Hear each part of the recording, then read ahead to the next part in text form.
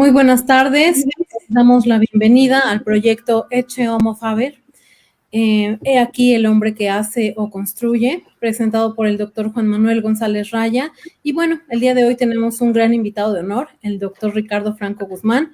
Los dejo con el anfitrión y nuestro invitado. Buenas tardes. Gracias. Muchísimas gracias, licenciada Lorena. Doctor, no sé si decirle es un privilegio, es un honor o no hay calificativo para decirle gracias por acompañarnos, gracias por concedernos esta charla, una especie de charla, entrevista y comentar varios temas. Inicio, como debe ser, leyendo su currículum. Confieso al auditorio que ya nos está escuchando, qué difícil en el extracto, solo hablo del extracto que usted sí nos envió, sí, verdaderamente es imposible señalar qué se queda, qué no se queda. Creo yo voy a tomar lo mejor quizás, porque todo es excelente de este extracto. Bueno, inicio. El doctor nace en la Ciudad de México el 7 de febrero de 1928. Dentro de sus grados académicos, licenciado en Derecho por la Universidad Nacional Autónoma de México, diploma de perfeccionamiento en Derecho Penal con reconocimiento cum laude de la Universidad de Roma, Italia, en el año de 52, doctor en Derecho con mención honorífica por la Universidad Nacional Autónoma de México en el año de 71, maestro emérito de universidades como la Universidad de Tamaulipas, doctor honoris causa por el Instituto Nacional de Ciencias Penales y también es muy importante, otorgado un 4 de septiembre del año 2000 a manos del entonces presidente doctor Ernesto Zedillo Ponce de León, que curiosamente, estaba viendo, doctor, se le otorga conjuntamente con Klaus Roxin y de Alemania y José Cerezo Mir de España. Doctor honoris causa también por la Universidad Interamericana de Morelos. Dentro de las actividades académicas, profesor de Derecho Penal de la Facultad de Derecho de la UNAM, con una antigüedad desde 1954. Es doctor, nos acercamos a los 70 años casi literalmente de cátedra. Profesor huésped de la Western California Law School de la United States International University de San Diego, California, en los Estados Unidos. Ha dictado muchísimas conferencias, cursos en las principales universidades de México, en América Latina, delegado de México en congresos nacionales e internacionales, qué decir, además de los que hemos sido su alumno, profesor fundador también de la Cátedra de Teoría General de la Culpabilidad en la División de Estudios de Posgrado de la UNAM en el año 2016. ¿Qué más decir? Condecoraciones, reconocimientos incluso otorgados por gobiernos extranjeros, y aquí quiero resaltar 4 condecoraciones italianas. Primero, la Orden al Mérito de la República Italiana en los grados de Cavalier en el año de 1962, de Ufficiale, Commendatore y Grande Ufficiale, el último prácticamente de los años 1972, 1984 y 1993. Por parte del gobierno de Portugal, condecoración de la Orden do Infante Dom Enrique en el grado de oficial. Del gobierno de Brasil, condecoración de la Orden de Río Branco en el grado de oficial, también del año 1989. Del gobierno de Venezuela, la Orden de Francisco de Miranda y la Orden al Mérito en el Trabajo del 14 de octubre de 1993. Del gobierno de Chile, la Orden Bernardo O'Higgins en el grado de Comendador. Del gobierno de Argentina, la Orden de Mayo al Mérito en el grado de Gran Oficial. Y esto es literalmente interminable, certificado, por ejemplo, aquí por la Embajada de Australia en México, por el excelentísimo señor embajador Graham Wilson en el año 99, condecoración de la Orden al Mérito de la República de Polonia en el grado de caballero en el año 2004, reconocimientos de universidades y agrupaciones académicas, además, como por ejemplo la Academia Mexicana de las Ciencias Penales, que es miembro de número desde 1956, por lo que es decano de la misma, corresponsal de la Sociedad Argentina de Criminología desde 1972, Medalla al Mérito Académico de la UNAM de 1993, diplomas de reconocimiento. Aquí, doctor, yo verdaderamente me quedé espantado, yo me acerco a los 20 años, pero usted tiene de reconocimiento de 25, 30, 35, 40, 45, 50, 55, 60, 65 años y esperemos muy pronto de 70 años. Como profesor de la Facultad de Derecho. Medalla Alfonso Quirós Cuarón del año de 1990, otorgada por la Sociedad Mexicana de Criminología. Premio Jorge Sánchez Cordero, correspondiente al año 93, otorgado por el Fideicomiso del distinguido catedrático universitario. Diploma Honor al Mérito, otorgado por la Facultad de Derecho y Ciencias Políticas de la Universidad Mayor de San Marcos, en Perú. Diploma y medalla Justo Sierra al médico universitario, otorgado por la Universidad Nacional Autónoma de México y que en ese entonces lo entrega el doctor Fernando Serrano Migayor, siendo director de nuestra queridísima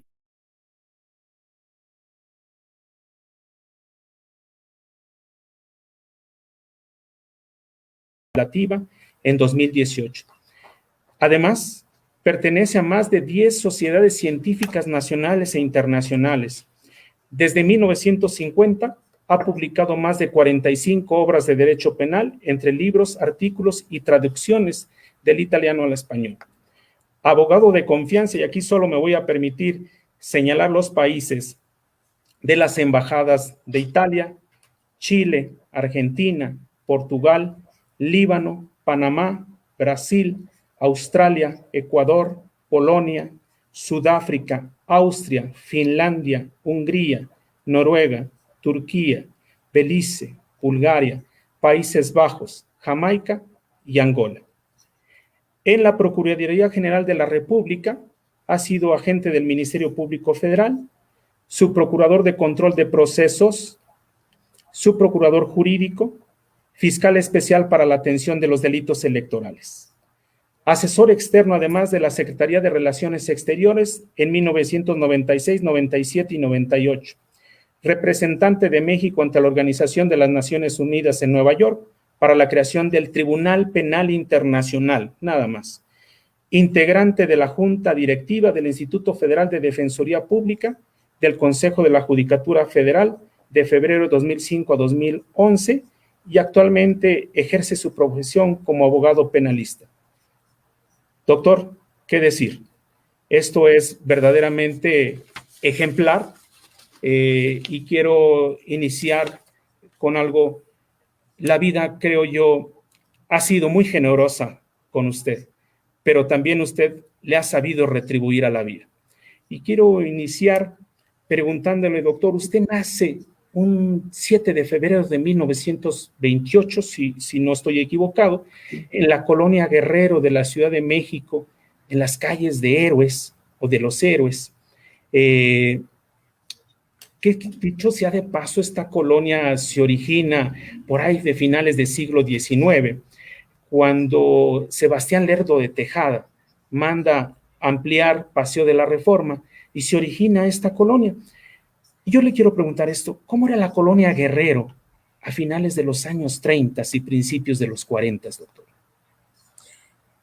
Bueno, pues muy buenas tardes o buenas noches y ante todo gracias por esta oportunidad de estar con personas como usted. Muchísimas gracias. Debo decir que yo nací en una vecindad, en una vivienda, como se decía entonces, de una vecindad. Me imagino, era de un solo piso. Me imagino también, porque si nací en 1828, ¿verdad? Después, 3, 4, 5 años, después nos cambiamos a una calle cercana, llamada Calle de los Héroes, ¿verdad? Eso era una calle empedrada y estaba frente al mercado Martínez de la Torre. De manera que yo no recuerdo absolutamente nada de la vecindad donde yo nací. Lo que sí recuerdo es el lugar donde estuve después de los 6 años, en la Calle de los Héroes. Era una tienda y mi padre era plomero, tenía una plomería y una tienda donde se vendían toda clase de cosas, ¿verdad? Y recuerdo que iba yo a la escuela eso sí lo recuerdo con un gran cariño, la escuela Belisario Domínguez sobre la calle de los Héroes, y era calle empedrada, de manera que había pocos automóviles en aquel entonces. Otro México, doctor. México, claro. Allí pues ingresé a los 6 años, al primer año pero antes estuve en un kinder, estuve 2 años en un kinder ahí cercano, y después en la escuela primaria, Belisario Domínguez. Yo recuerdo con mucho afecto, mucho cariño esa escuela, porque inclusive era una escuela que tenía una piscina, digamos, un tanque. Sí. Tenía una especie, no era una especie, era un pequeño estadio, un graderío, forma semicircular, se celebraban eventos ahí, de manera que, pues, ya podrá usted imaginar lo que era un niño de 6, 7, 8 años de 1930, 32, Sí. etcétera, ¿verdad? Y recuerdo también con mucho afecto destellos nada más. El año de 34, que nos dijo la maestra, vénganse, tómense de la mano, vamos a salir aquí cerca. Debo informar también que esa escuela Belisario Domínguez tenía enfrente propiamente el panteón de San Fernando, y allí estaba el mausoleo, nada menos que de don Benito Juárez, Claro. que con frecuencia pues lo veíamos, y ahí estaba un campo de fútbol, era simplemente, no había pasto, era pura tierra, de manera que cuando jugábamos fútbol quedábamos nosotros completamente llenos de tierra, pero era una vida, cuando yo de lo que hablábamos, la recuerdo con mucho cariño. Y recuerdo que entonces la maestra nos dijo, tómense, salimos, éramos grupos de 25, 30 alumnos, muchachitos de 6, 7, 8 años, y nos llevó caminando 4 o 5 cuadras, llegamos ahí a la Alameda Central, y llegamos, y fue nada menos, yo mentiría si dijera que yo sabía que íbamos al Palacio de las Bellas Artes, a la inauguración del Palacio de las Bellas Artes. No, lo único que yo recuerdo y tengo en mi es que nos llevó la maestra y yo me dijo, vean hacia arriba. Entonces volteamos hacia arriba y yo vi una cosa gigantesca, era Claro. interior. Antes de entrar a la sala de espectáculos, volteo y veo, imagínense un muchachito de la colonia que de pronto lo llevan a un lugar donde... Sí, la majestuosidad del Palacio de Bellas Artes. Y, o sea que nos llevó a la ceremonia de inauguración del Palacio de las Bellas Artes. Yo le mentiría si diría que oí el discurso, que ingresé a la sala principal. No, simplemente recuerdo eso, que fuimos a ese lugar. Y bueno, ya después supe que en qué día había sido, el año, el presidente que se encontraba entonces, ¿verdad? Y fue una cosa muy, muy bonita. Y así terminé la escuela primaria. La escuela primaria eran 6 años, y después ingresé a la escuela secundaria, que quedaba cerca más o menos, la escuela secundaria 11, que era, había muchachitos, hombres y mujeres, y allí estuve 2 años, primero y segundo de secundaria. Después terminó la coeducación. Le estoy hablando de los años 40 y 41. Sí. En esos momentos también oíamos, y recuerdo yo también, la cuestión de la guerra mundial, de la primera guerra, de la segunda guerra mundial. Cuando Alemania invadió Polonia, ¿verdad? Desató la guerra en 1936, si no mal no recuerdo, 36 o 39, 36. Sí. Y pues todos los días era cosa de oír hablar de la guerra y de la guerra. Y después también me enteré que nosotros entramos en la guerra del lado de los aliados, ¿verdad? con Estados Unidos y con Inglaterra y Francia en contra de los alemanes. Ya después me tocó entrar a la escuela secundaria 11, ¿verdad? Ahí 2 años, después dijeron, termina la coeducación, esta va a ser escuela secundaria de jovencitas nada más. Y entonces fui a la calle de Rivera de San Cosme, el tercer año de la secundaria, en la secundaria 4,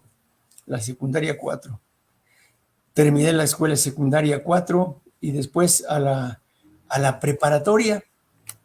Era la única escuela preparatoria que había en aquel entonces de la universidad. ¿Sí? Doctor, perdón que le interrumpa, pero quiero hacerle una pregunta a propósito de la secundaria. ¿Qué importancia tuvo en su vida Carlos Pellicer? Fíjese usted que fue después cuando me di cuenta de al monstruo de las letras. El monstruo de las letras, efectivamente. En literatura universal lo tuvo, si mal no recuerdo, como profesor. En esos días no nos dimos, yo en lo personal sería falso si le dijera, sí, yo me sentía muy orgulloso. No. Después fue cuando, era mi maestro, sí. Me acuerdo, sí, de un maestro de historia que era uno creo periodista del Universal, que tenía el sobrenombre de Jacobo Dale Vuelta. Sí. Era muy famoso. Eso sí, me acuerdo muy bien. Y de mis maestras de francés, cuando llegué a la secundaria 11 y nos preguntaron, ¿quiénes quieren aprender inglés? Casi todos levantaron la mano. Y un grupo de 3 o 4, ustedes, no, pero, o francés, yo quiero aprender francés. Levanté la mano de los que querían aprender francés y teníamos una maestra, María Álvarez Villet, que pues me marcó también mucho para la cosa de admiración por los países europeos. Y luego cuando llegamos a la secundaria, en tercero de secundaria, también nos preguntaron, bueno, de inglés, casi todos, y luego de francés, unos cuantos, 3 o 4, a una maestra de francés.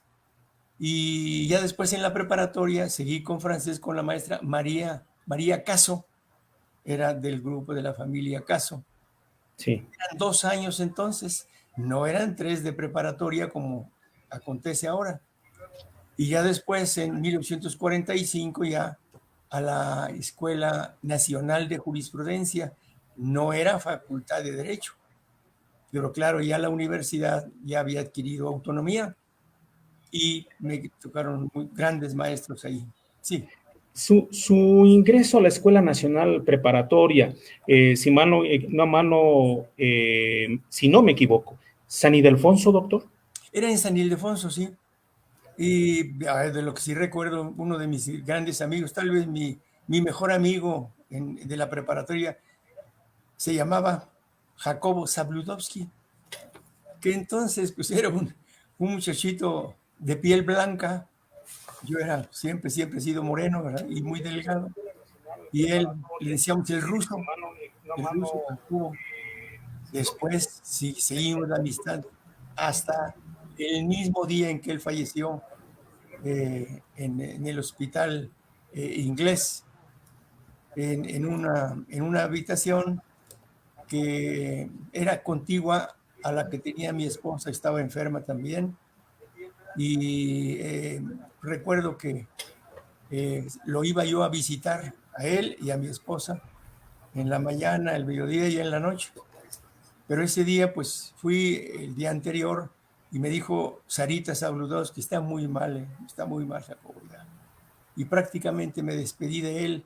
Siempre yo trataba de que se riera él, de que los aspectos humorísticos de los acontecimientos se los contaba para que se riera. Y al día siguiente me enteré que ya había fallecido mi querido amigo Jacobo, cuya amistad comenzó desde la preparatoria. Fíjese, doctor, que ahorita que comenta de licenciado Jacobo Zabludovsky, platicamos algún día que yo tuve la fortuna de tener un pequeño encuentro que me marcó y que me llenó de generosidad por parte del licenciado Jacobo Zabludovsky, y fue precisamente en el Palacio de Bellas Artes. En la entrada del Palacio de Bellas Artes estando yo hojeando uno de mis libros, en este caso el de Criminología en la mitología griega, estaba yo parado ahí por las Cariátides en la entrada, y el licenciado Jacobo Zabludovsky, que sin darme cuenta se encontraba detrás de mí, me pregunta y me dice: ¿qué tienes en las manos? Le digo: pues es un libro. ¿Me permites hojearlo? Claro que sí, con todo gusto. Se lo entrego, lo ojea. Dice: ¿dónde lo puedo conseguir? Le dije: es que yo soy el autor, se lo regalo. Dice: muchísimas gracias. Dice: muchísimas gracias. Y digo esto porque ese día de inmediato él salía de ahí a su noticiero de Radio Fórmula. Y curiosamente, después por comentarios de amigos, me dicen: oye, presentaron tu libro en el noticiero de Jacobo Zabludovsky. ¿Cómo que presentaron mi libro? Sí, presentaron tu libro y hablaron, y le dio 10 minutos casi tiempo aire a comentar tu. Bueno, fue tan rápido y fue, digo, la generosidad, y esto, claro, definitivamente enmarca lo que usted dice. Conoció al grande, al grande verdaderamente del reportaje en nuestro país, maestro de maestros en el reportaje, y también abogado, también hijo de la Facultad de Derecho, hasta donde yo recuerdo. Volviendo al tema de San Ildefonso, doctor, sé que usted tuvo grandes maestros de la talla de Erasmo Castellanos V en la Escuela Nacional Preparatoria. ¿Es correcto? Sí, era impresionante. Desde la figura de un hombre de mediana edad, una barba luenga, unos pantalones ajustados, un saco que siempre de colores claros y una dicción arrobadora. Hablaba y era embelezarse con el español que utilizaba él. Y era maestro de literatura universal. Imagínese usted, pues él hubiera gozado su libro sobre los aspectos penales y criminológicos de los griegos, ¿verdad? Bueno, sí. Fíjese, doctor, ¿usted cree, está convencido o qué piensa? ¿Somos lo que nuestros maestros nos han legado? ¿Qué piensa? ¿Cree que somos lo que nuestros maestros nos han legado, de alguna forma? Yo creo que sí. Cuando menos, yo sí lo soy. Debo de reconocer desde mis maestros de la escuela primaria, que nos enseñaban las buenas maneras. El director de la escuela nos decía: a ver, ven, no tienes por qué estar con esos zapatos así, aprende, compra una grasa, compra un cepillo, etcétera, y procura tener siempre tus zapatos limpios, y procura tú ser una persona limpia. De manera que eso, y luego en la escuela secundaria conocí a el maestro de la Rosa, que fue justamente uno de los que implantó, creó un poco a los exploradores o Boy Scouts, con los principios de los Boy Scouts. Era otra cosa también muy, muy bonita. La maestra Álvarez Villet, maestra de francés, que nos hizo, pues nos hablaba de cosas de la literatura francesa, y me hizo a mí, pues, acercarme un poco a esa literatura, que pues yo no me orienté por la literatura, sino por el derecho, pero pues no puedo negar que si algo me atrajo, sí fue la literatura de los grandes tratadistas de Francia. Pero finalmente creo yo que tal vez lo transportaba, tal vez lo transportaba a Europa. Sí. La Europa que en algún momento, vamos a seguir más adelante, le abriría las puertas, y le abriría las puertas de par en par. Sin embargo, para llevar un orden, doctor, ¿cómo es su entrada a la Facultad de Derecho? ¿Cómo decide ser abogado? Bueno, mire usted, cuando después de la escuela secundaria, pues se nos dijo: bueno, pues y ahora, ¿qué quieren estudiar? Yo le dije a mi padre, que era, como le digo, plomero y comerciante: oye, papá, ¿y tú qué idea me das? ¿Qué piensas tú que debo estudiar? Para esto debo informarle que la familia de nosotros, mi padre y mi madre, tuvieron 8 hijos, como se acostumbraba en aquellas épocas. Sí, claro, era lo normal. Principios del siglo XX, ¿verdad? Y 8 hijos. La primera fue una muchachita que nadie conoció porque a los 6 o 7 años murió de las enfermedades propias de aquella época, ¿verdad? Después le siguió otra hermanita que ella sí vivió, sí, los demás ya vivimos, y ella, Amelia, llegó a ser química, farmacéutica, bióloga, y era interesante que ya después, con ese título, fue contratada por Sanborns para ser la responsable de todas las farmacias de Sanborns. De manera que veía yo ahí en Sanborns, sí, había un anuncio que decía responsable de la farmacia, la química QFB, química farmacéutica bióloga, Claro. Franco Guzmán. Después vino un hombre que estudió medicina. Hay que pensar, 8 hijos y una de clase, no le digo pobre, sino clase media baja. Pues gran mérito de mis padres, de que después vino otro que médico cirujano, se dedicó a la psiquiatría, era psiquiatra. Psiquiatra. Infortunadamente murió muy joven, a los 33 años, de un cáncer terrible y se acabó. Después una hermana que también estudió medicina, Esther, y ella pues sí sobrevivió, inclusive murió relativamente hace poco, murió ya cerca de los 90 años. Y después vine yo, que fui el intermedio, tenía 3 hermanos más grandes y 3 hermanos más chicos, estudié leyes. Y le pregunté a mi padre, oye papá, dice, pues yo creo que tú deberías estudiar para ser abogado. Pues ninguno de la familia, ninguno de los amigos, ninguno de los vecinos. Sí. Bueno, papá, ¿cómo? Entonces me inscribí en ciencias sociales. Ahí fue donde conocí a Jacobo. Y tuve a este gran maestro Erasmo Castellanos Quinto. Tuve un gran profesor español. No hay que olvidar que estamos hablando de los años 43 y 44. Los maestros del exilio.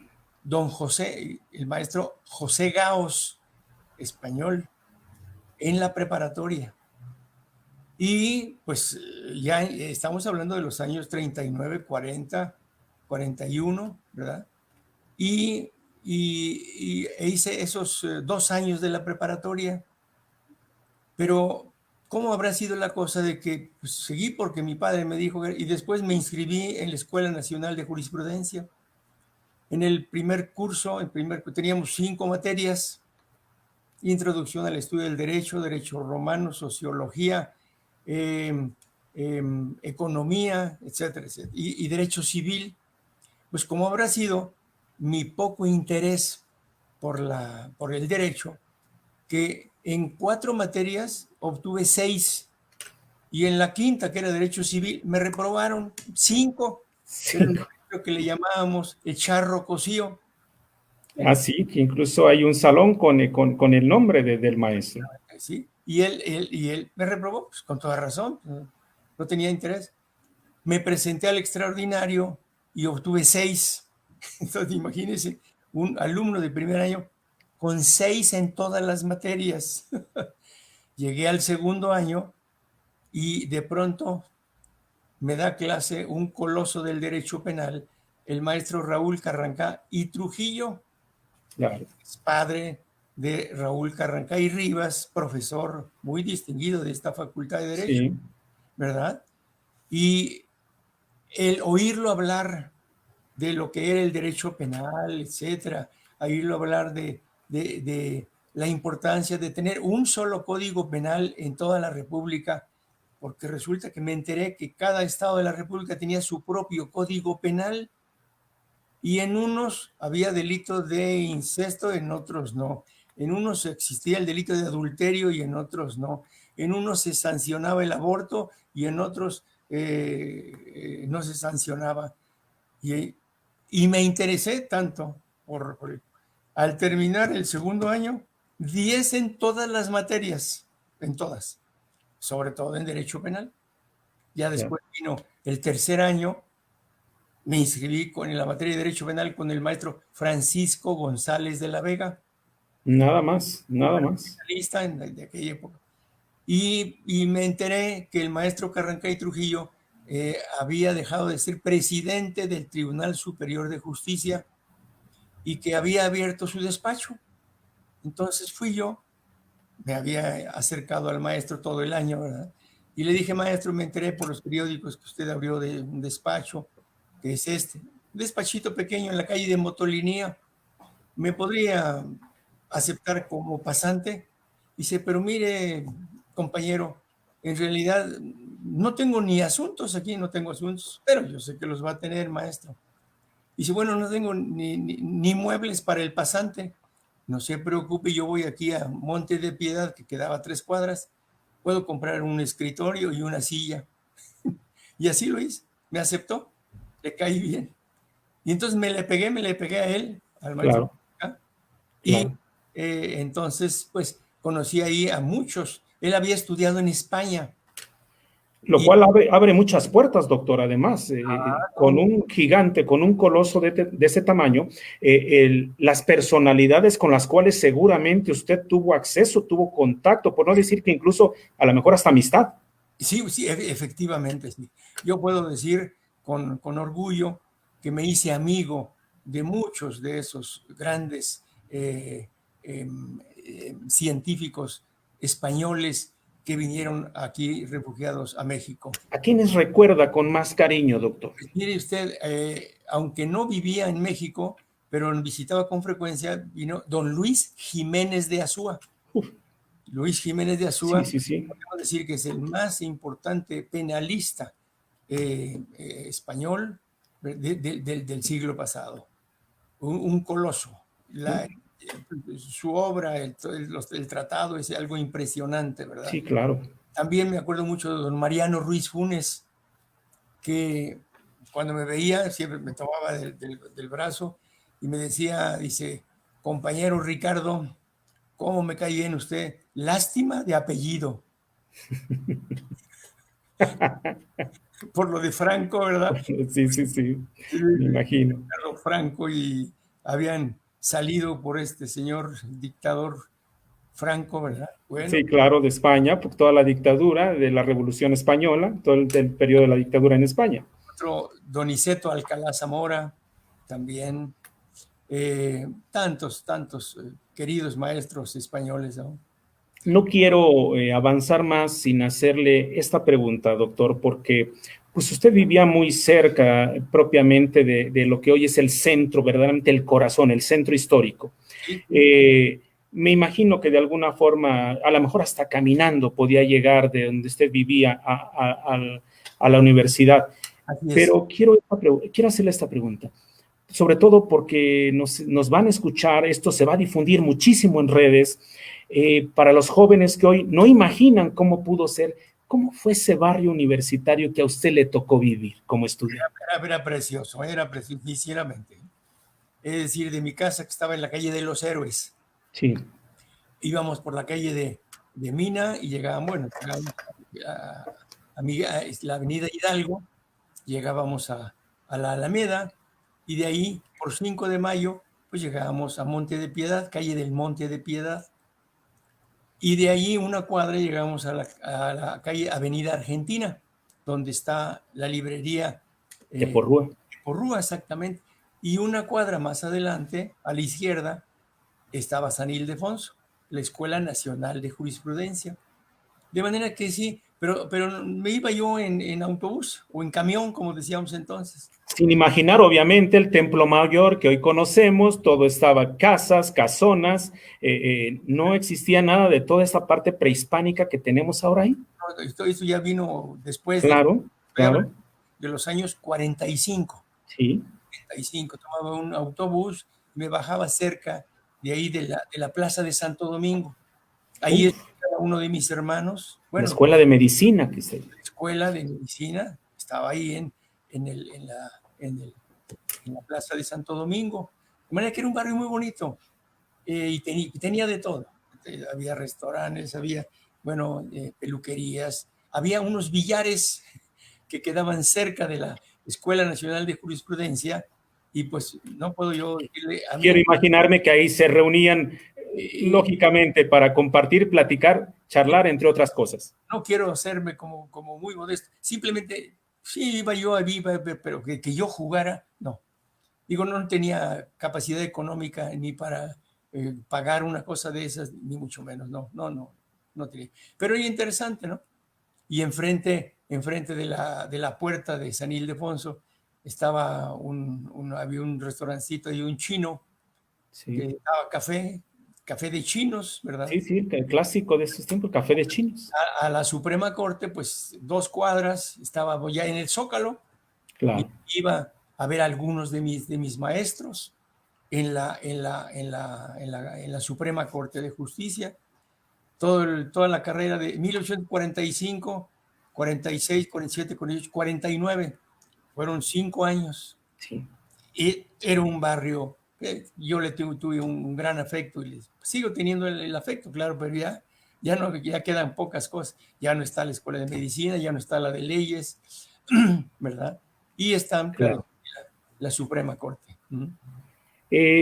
Siguiendo con esta charla, doctor, vamos a pasar a otra parte. Usted concluye la carrera en la Escuela de Jurisprudencia con un alto promedio, ya encausado en mucho, arropado por el doctor Raúl Carrancay Trujillo y por otros grandes maestros. Sí. ¿Cómo se da su acceso a Europa? Y quiero hacer énfasis en esto, porque usted se va en un momento donde literalmente era casi un imposible llegar a Europa.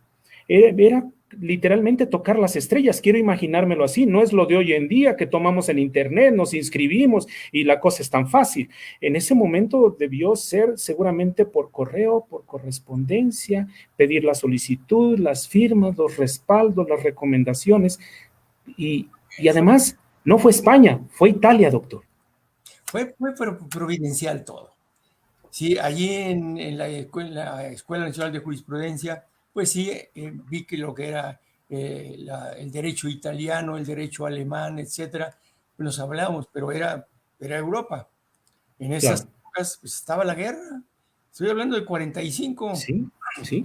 Era la guerra en 45 con las bombas atómicas, ¿verdad? Y le voy a interrumpir de nueva cuenta, doctor, pero es que a usted le toca la Italia literalmente que está 5 años casi saliendo de la guerra, con todo lo que deja Mussolini. ¿Cómo es esa Italia también que le toca ver Roma? ¿Cómo es esa Italia que le toca apreciar en esos años con seguramente, no sé, un pasaje histórico muy doloroso? Pero lo interesante fue cómo fue que aconteció esto, porque terminé la carrera y el maestro Carrancao me dirigió su tesis, la tesis mía, sí, sobre la antijuridicidad. Terminé la tesis en lo que se hacía en esta, eran máquinas de escribir mecánicas, pues ahí con máquinas mecánicas, ni soñar en una computadora, bueno, ni siquiera en una máquina eléctrica. Yo le digo, a mí todavía me tocó hacer la tesis con una máquina mecánica, doctor. Imagínense nada más. Bueno, entonces termino la tesis y era rector de la universidad don Luis Garrido. Don Luis Garrido, amigo muy cercano de don Raúl Carrancá. En esa época ya se estaba la revista Criminalia y ya se había creado la Academia Mexicana de Ciencias Penales, 12 grandes penalistas de esa época, ¿verdad? Aparte de Carrancá, Luis Garrido, Francisco González de la Vega, José Ángel Ceniceros, etcétera, ¿verdad? Sí. Forman la academia y de todos me hice, en cierto modo, amigo de ellos. ¿Por qué? Porque yo los veía muy frecuentemente en el despacho del maestro Carrancá, en la calle de Motolinía 8, entre Tacuba y 5 de Mayo. Y termino la carrera, presento el examen y por órdenes del maestro Luis Garrido se ordena la impresión de mi tesis en la imprenta universitaria.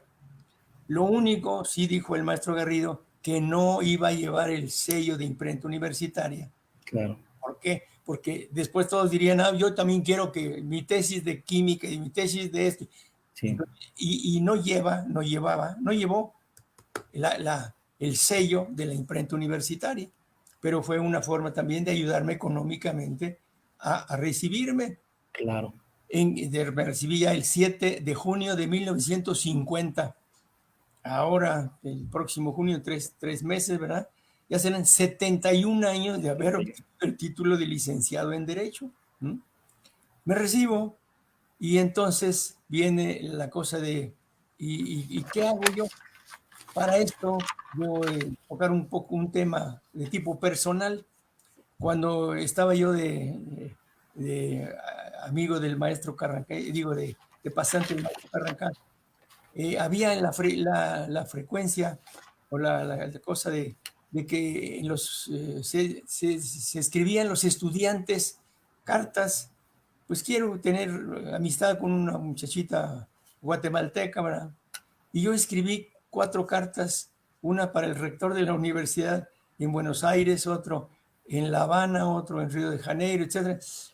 Y 3 meses después recibí una carta de una muchacha cubana que me dijo que había recibido la carta su maestra de la escuela secundaria, que era la secretaria del rector de la Universidad de La Habana, y se había rifado mi carta.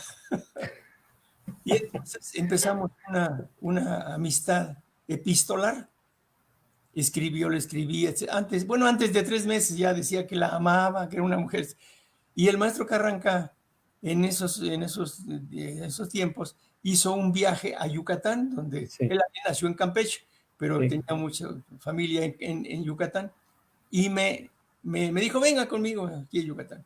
Y estando ahí, se me ocurrió, pues ya estando aquí, ¿qué tal si consigo un poco de dinero y doy un brinquito en un avión y me voy a La Habana? Pues así lo hice. Ya conocí a esta muchacha cubana, me encantó. Me encantó. Y ya todos regresé después a México, seguimos por cartas, todo. Y la mamá de ella me dijo, bueno, ¿y usted qué quiere? Pues yo quiero casarme con ella, la quiero muchísimo, etcétera. Y me dijo, sí, bueno, ¿y usted qué? Yo quiero ser abogado. Bueno, sí. Y quiero, pues, ¿y dónde va a trabajar? Pues en México. De tal manera que ya me recibí y dije, bueno, ya quiero casarme. No, pero no quiero que ella se vaya a México. ¿Por qué? Porque no, yo quiero que usted venga aquí a Cuba. No, señora, pero yo no puedo, no. Entonces ella, la chica, me escribió una carta en enero de 1950 diciéndome que todo era imposible, que no se puede, y que terminaba el noviazgo. Yo dije, bueno, ¿qué hago? ¿Me suicido? O mejor, aprovecho la oportunidad de que me está ofreciendo el maestro Garrido, que si yo me recibo, me da una beca en la universidad. ¿Y qué cree que decía? ¿Me suicidé o no? No, pues no, eso me quedó claro. Aquí seguimos, doctor. Y entonces ya me recibí y dije, me voy a Italia. Entonces me consiguió el maestro una beca para estudiar allá en Italia, 2 años, no, un año en la universidad, y me fui para allá. Me fui, pues, en ferrocarril de aquí a Laredo, y después allá en Greyhound. Me fui con Raúl Carrancaya y Rivas, justamente, Sí. que se lo puede corroborar, ha escrito sobre esto. Y ya en Nueva York, pues busqué cuál es el medio más barato para ir a Europa. Conseguí el Queen Mary. Queen Mary eran como $300 o algo así, en segunda clase, porque no había tercera.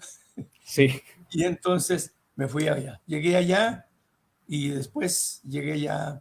Y fue maravilloso. A los 22 años, ya abogado en Claro. Italia, me inscribí en la universidad y estuve feliz. Era, pues claro, todavía me tocó ver tanques destruidos en parte de Francia, en la Italia misma, pues algunas ciudades muy dañadas por la guerra y todo, pero feliz. Eran la edad y el deseo de vivir. y terminé mis estudios. Ya la maravilla fue después cuando me dijeron ya termina, ya con mención honorífica, todo. Me dicen, aquí tiene usted 500, 500 dólares para el viaje de regreso en avión. Y yo dije, viaje de regreso en avión. Estamos hablando de junio del 52. Sí. Y dentro de 3 días o 2 días, ya en México, y voy a tener que trabajar. Porque... No, pues sí, sí, ha sido una delicia. 2 años en Europa. Sí. Conocí, pues ya se imagina usted, pues lo que se puede conocer en autobús, en ferrocarril, ¿verdad? Y tenía una amiguita francesa y otra italiana y una muchacha sueca que yo adoré siempre, que vivía bueno, en Estocolmo. ¿Mm? Me enseñó algunas palabras en sueco, ¿verdad? Como por ejemplo se decían, talar ni svenska, y si habla usted sueco, y ya después, si aquí era una muchacha, se le decía, yo älskar dig, yo te amo. Doctor. Sí. Entonces, terminé ya los cursos que podía hacer, decir que de doctorado, ¿no? De ahí me dijeron, me quería preguntar algo ahí después de esto. No, adelante, doctor. Después de esto dije yo, no, regresarme y dentro de 3 días ya regresarme a México, a América, ¿no? Me fui a una agencia de viajes y vi que había la compañía Isbransen, que hacían viajes por todo el mundo. Y digo, oiga, ¿y hay alguno que salga y que llegue a América? Sí, tenemos uno que llega en 10 días, por ejemplo. Le digo, no, pero es por el Atlántico, no, le digo, hay uno que se vaya por el otro lado, por el oriente. Ah, también tenemos uno. Es un barco que se llama, tiene nombre Sir John Franklin. Pues bien, dice, bueno, oye, ¿y ese qué ruta hace? Pues sale de Génova, se atraviesa el canal de Suez, después va a, a Chittagong, después de allí se va a Bombay, después de Bombay se va a Singapur y luego Mar de la China y llegamos a Japón. Y en Japón se queda en varios puertos cargando y descargando mercancías y 14 días después ya toma y sale de Yokohama y en 14 días llega a San Francisco y ahí sí, ahí lo dejamos.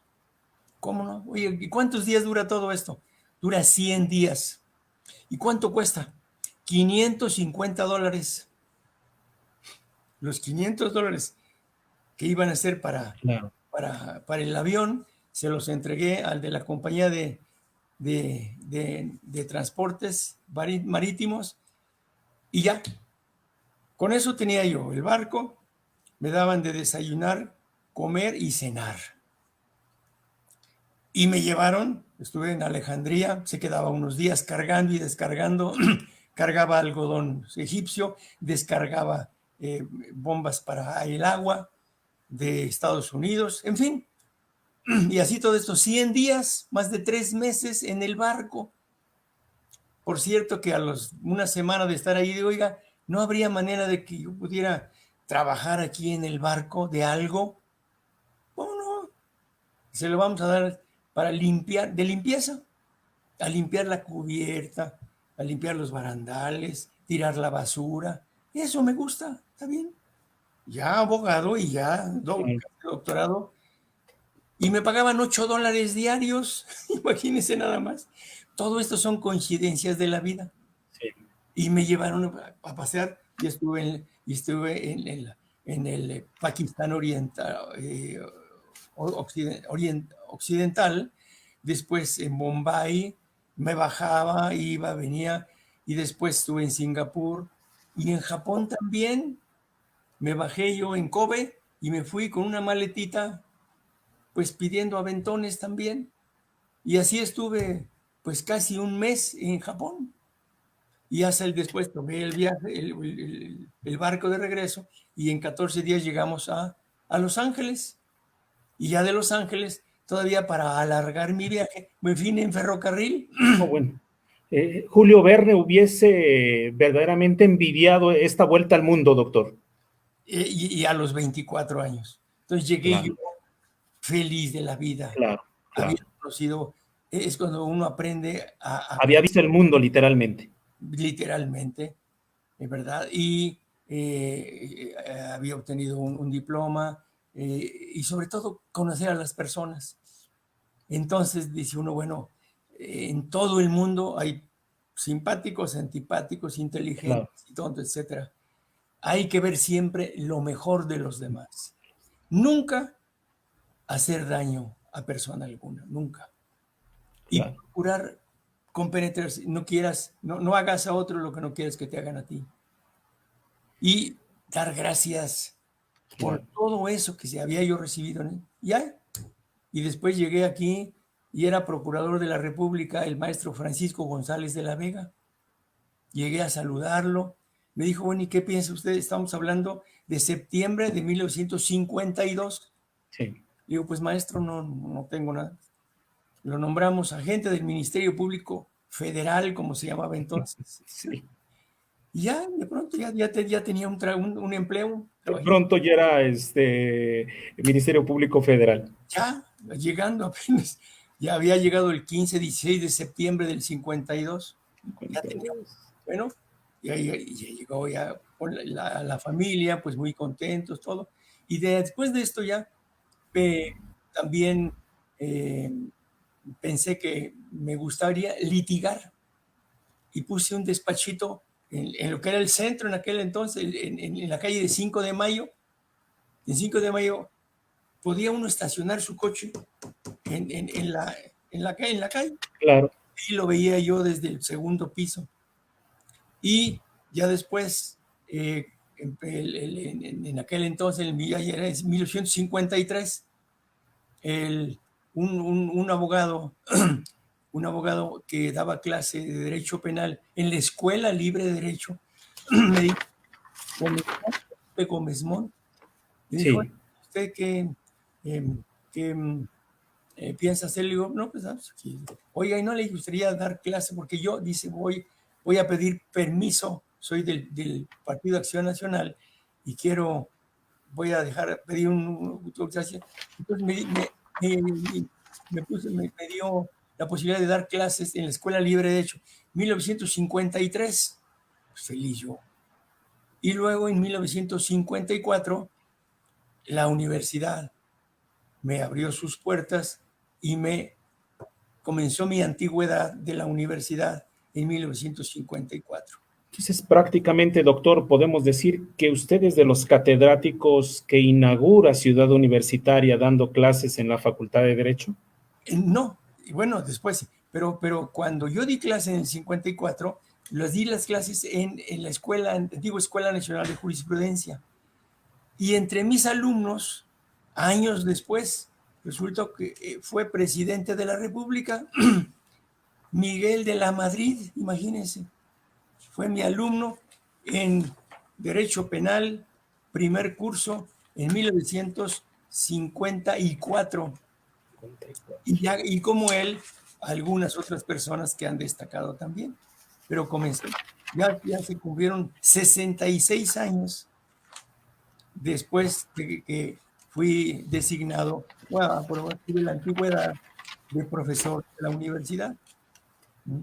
Y después, Quiero preguntarle algo, doctor.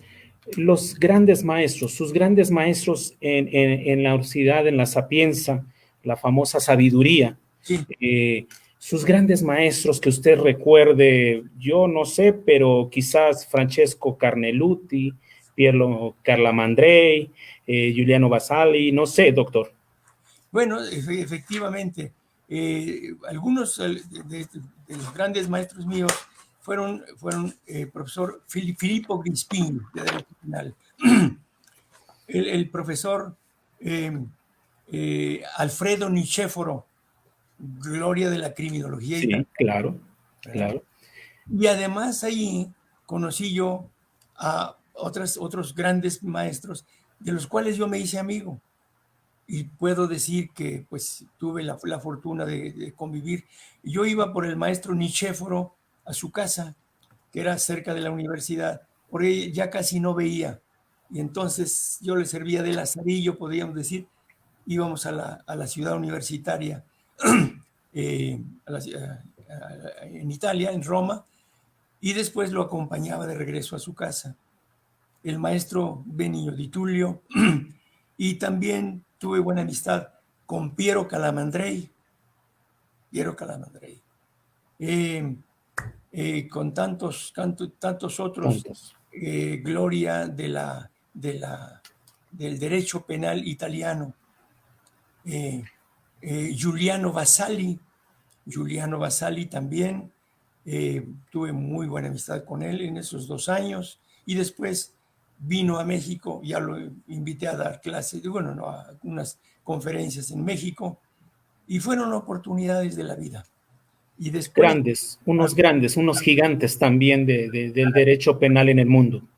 Y después ya al regresar a México, también debo reconocer que la embajada italiana me pagó una beca de 1 año en Italia.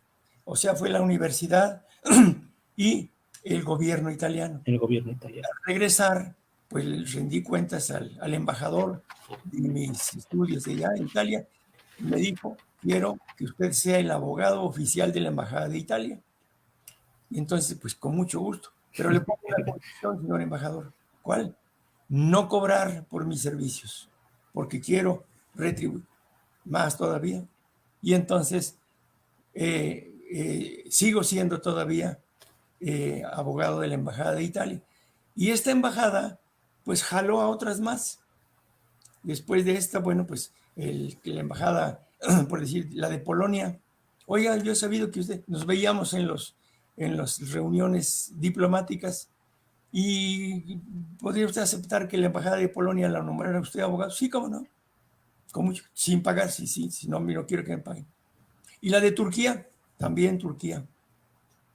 Y la de Australia, también. Y el caso concreto que en la actualidad soy el abogado de 22 embajadas. Sí, lo sabemos, doctor.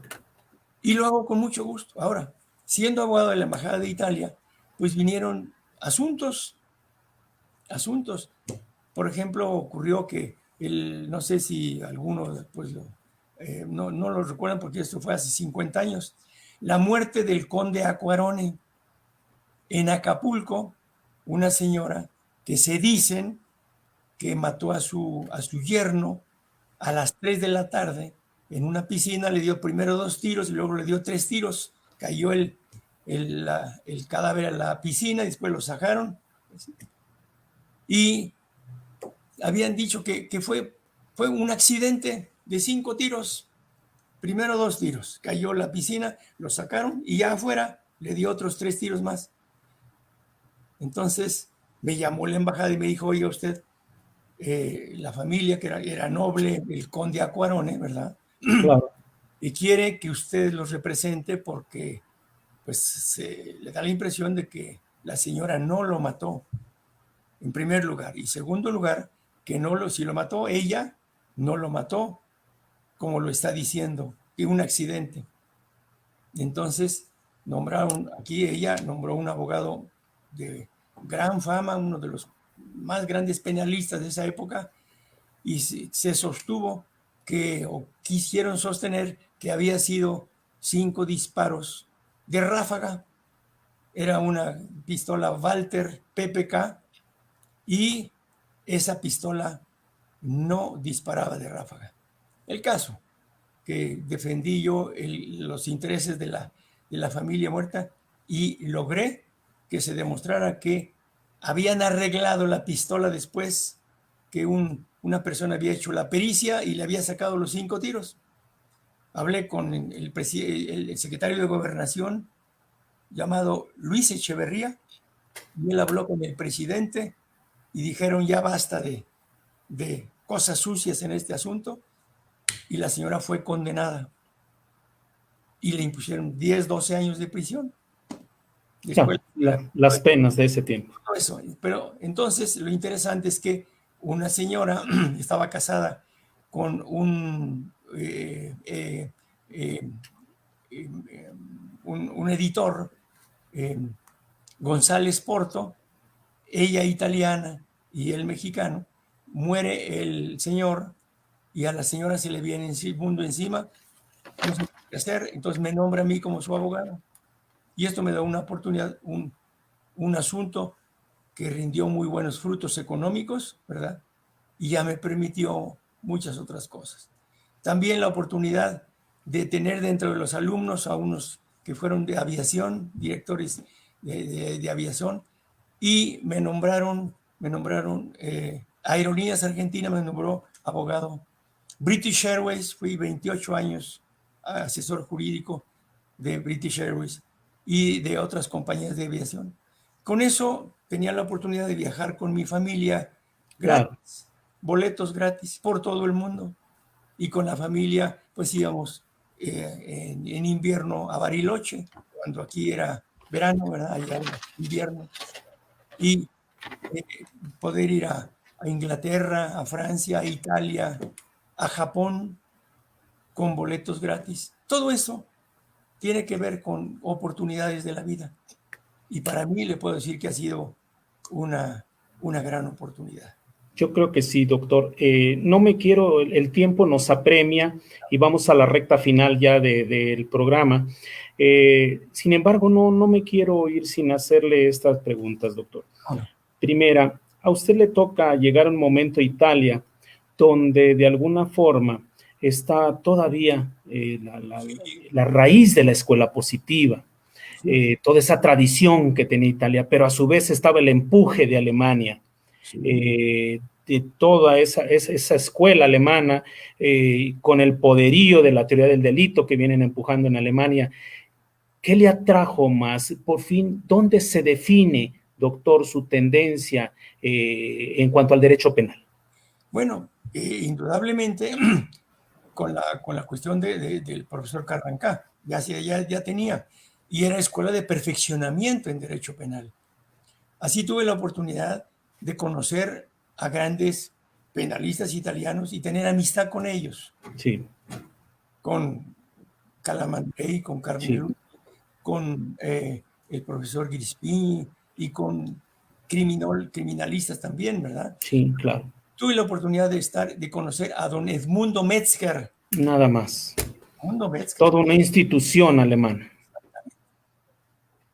No conocía a Roxin porque ya Roxin todavía no brillaba.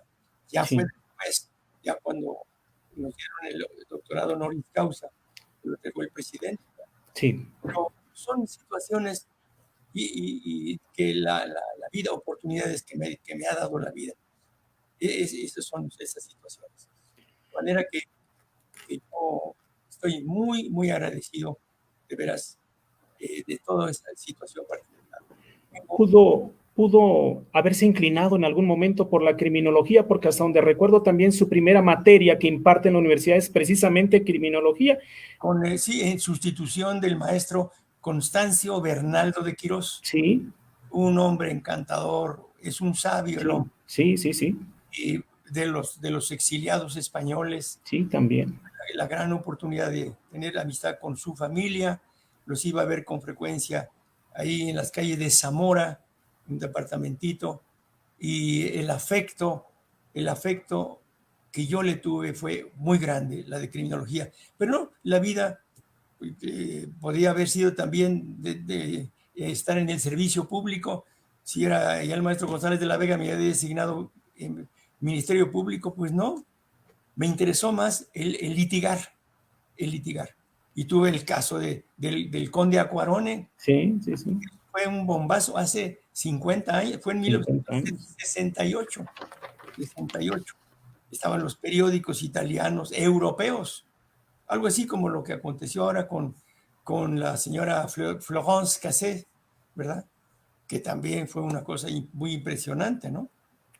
Doctor, en la entrada con este nuevo sistema de justicia en México, ¿cuál cree usted que es el papel que hoy juega sobre todo con el tema del common law? Yo he sostenido que hoy la criminología y la criminalística, dado la forma en cómo se lleva este nuevo sistema, ha ganado terreno. Sí. Ha ganado terreno. ¿Cuál es el papel de la criminología y también del derecho penal en este nuevo sistema desde su perspectiva? Mire usted que cuando el año de 2000, en 2004,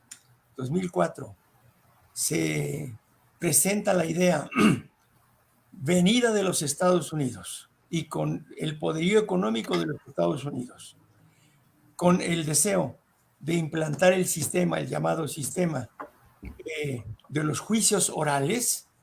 Sí. A ver, ¿cómo está eso? Me interiorizo. Ya había yo tenido la oportunidad también de ver algunas cosas de Estados Unidos y digo, este sistema no le conviene a México. Es un sistema en donde se trata de arréglense. Oye, pues fue un homicidio, arréglense, llegue a usted a un arreglo y terminen los juicios, el juicio, y que sea verbal esto. Entonces, durante 4 años, de 2004 a 2008, estuve yo luchando junto con otros muy distinguidos penalistas en contra del sistema de los juicios orales. Y dijimos por qué razón, por esto, fueron conferencias, Claro. Escritos que hicimos diciendo no conviene seguir copiando a los Estados Unidos en muchas cosas. Ellos tienen ahí, cada estado tiene su propio código penal. Eso no conviene en México. Y debemos 4 años de lucha y debo reconocer, perdí yo y todos los demás, perdimos la lucha. Se implantaron en 2008, se reforma la Constitución, sí. Se dio un plazo de 8 años y se dijo en 2008, para el 2016 todo el mundo ya debe conocer los juicios orales, debe saber que ya no se va a llamar formal prisión, ¿verdad? Que ya no se va a llamar expediente, se va a llamar carpeta de investigación, ¿verdad? Cambiarle a uno todo aquello que había aprendido. Y en 8 años, en 2016, ya se cambió el sistema. Yo, por supuesto,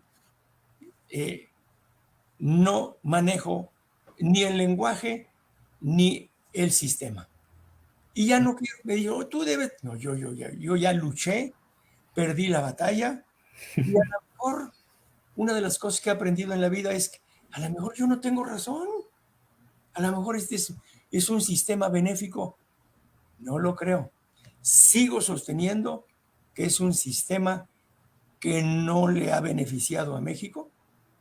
Si usted se pudiera preguntar a los juzgadores, a los litigantes, a los jueces, a los magistrados o a los ministros de la Corte, ¿qué opinión tienen de si debe continuarse con el sistema de los juicios orales, sí o no, en derecho penal? Yo le puedo asegurar que un buen número, más del 60-70% dicen, la verdad, yo creo que no. Y ha sido un fracaso. Pero yo ya no quiero hablar de esto, ya. Perdí la batalla, a lo mejor yo no tengo razón, y sigan ustedes con ese sistema.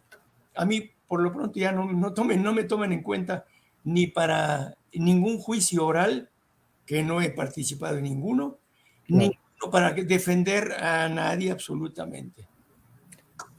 Finalmente, doctor, para cerrar prácticamente, voy a hacerle unas preguntas. Quisiera que de alguna forma me las pudiera definir en una palabra. Yo le hago la pregunta y usted me la pudiera definir en una palabra. Universidad Nacional Autónoma de México.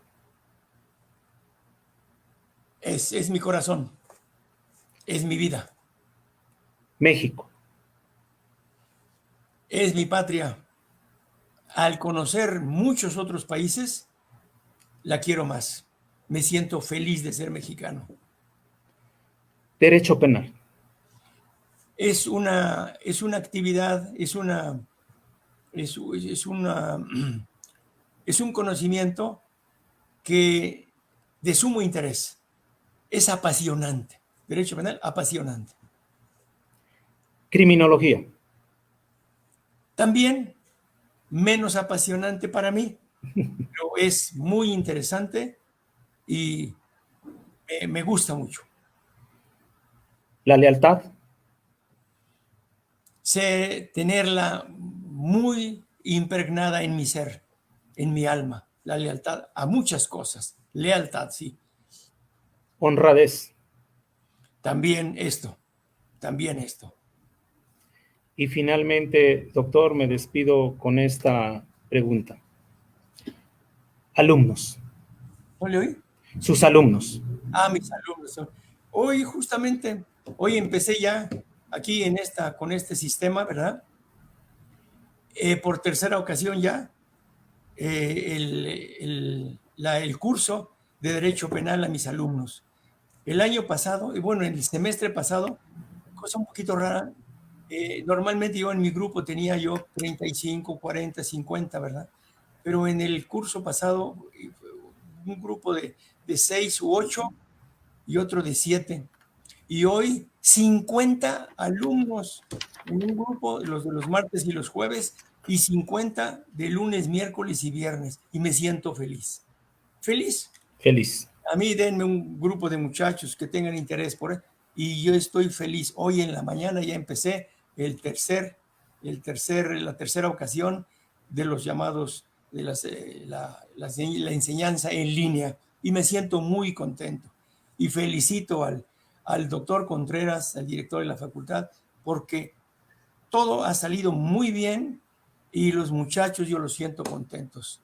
Muy bien, doctor. Hasta el último día que yo pueda transmitir conocimientos, yo voy a querer seguir dando clase. Feliz. Doctor, pues no me resta más que agradecerle. Yo me despido con estas palabras.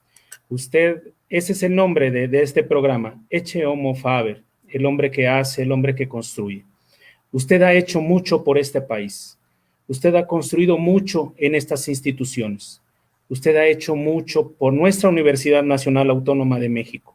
Usted ha hecho mucho por sus alumnos. Indudablemente ha formado miles de alumnos, muchas generaciones. No me resta más que agradecerle su disposición, su sencillez y decirle gracias de todo corazón, doctor, muchísimas gracias. Su siempre alumno también, Juan Manuel González Raya, y muchísimas gracias a todo el auditorio que nos acompañó en esta charla inolvidable, porque sé que esta charla va a permanecer por mucho tiempo. Muchas gracias, doctor, y gracias a todo nuestro auditorio. Como saben, nos vemos dentro de 15 días, misma plataforma, misma hora, ahora en el tema de cultura y arte, muy probablemente con uno de los grandes artistas también conocidos a nivel mundial. Doctor, le agradezco, le abrazo a la distancia, su siempre alumno Juan Manuel González Raya, y un abrazo al auditorio. Y yo gracias a todos los que me hicieron el honor de ver esta entrevista. Gracias de corazón. Gracias, doctor.